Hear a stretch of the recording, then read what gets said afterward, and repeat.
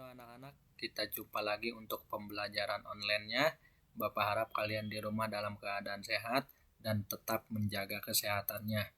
Sekarang kita mulai masuk ke tema 2 dengan judul Selalu Berhemat Energi, subtema 1 Sumber Energi, dan pembelajaran pertama.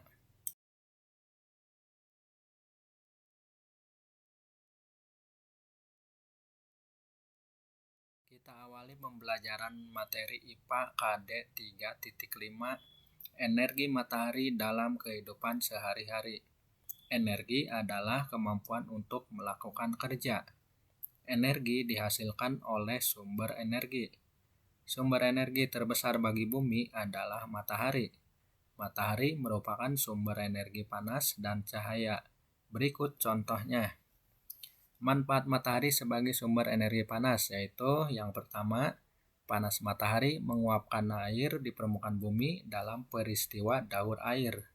Yang kedua, panas matahari mempertahankan suhu atmosfer bumi sehingga sesuai kehidupan makhluk hidup.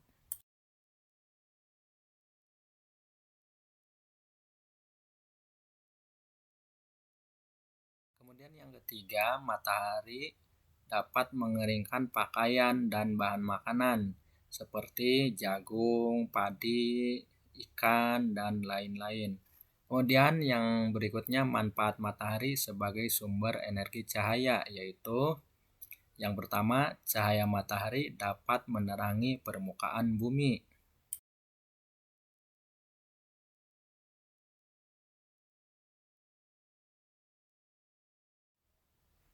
Lalu yang kedua, cahaya matahari dimanfaatkan tumbuhan untuk proses fotosintesis. Berikutnya, cahaya matahari dapat digunakan sebagai sumber energi listrik. Energi matahari dapat diubah menjadi energi listrik menggunakan panel surya.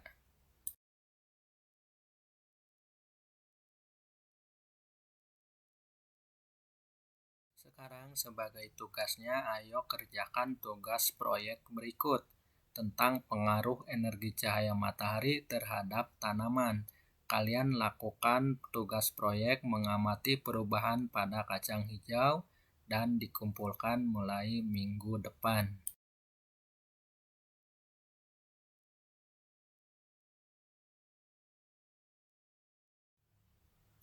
Sekarang kita lanjutkan untuk materi Bahasa Indonesia KD 3.2 Mengolah informasi dalam bentuk peta pikiran.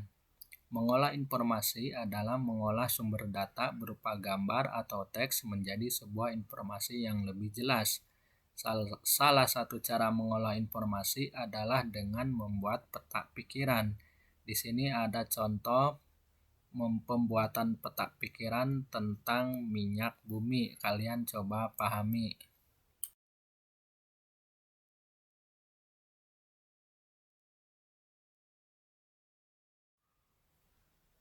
Dan sebagai tugas untuk bahasa Indonesia, di sini kalian buat peta pikiran berdasarkan teks di sini.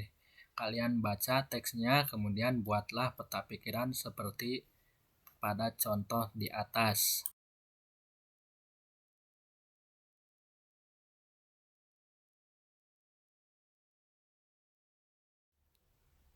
Kita lanjutkan sekarang untuk materi IPS KD 3.1 Pemanfaatan jagung dalam kehidupan sehari-hari.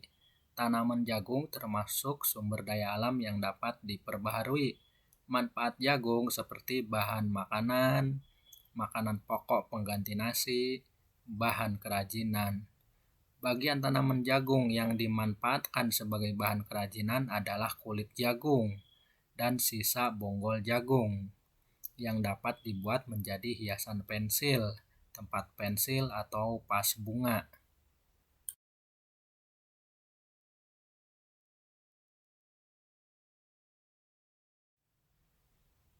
Untuk tugas terakhir dalam materi pembelajaran 1 ini, yang pertama, tuliskan 2 manfaat jagung.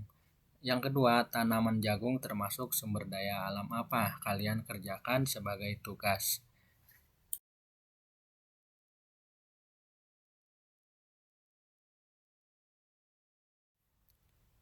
Demikian materi pembelajaran tema 2 subtema 1 untuk pembelajaran pertama ini. Bapak harap kalian dapat memahaminya dan sampai jumpa.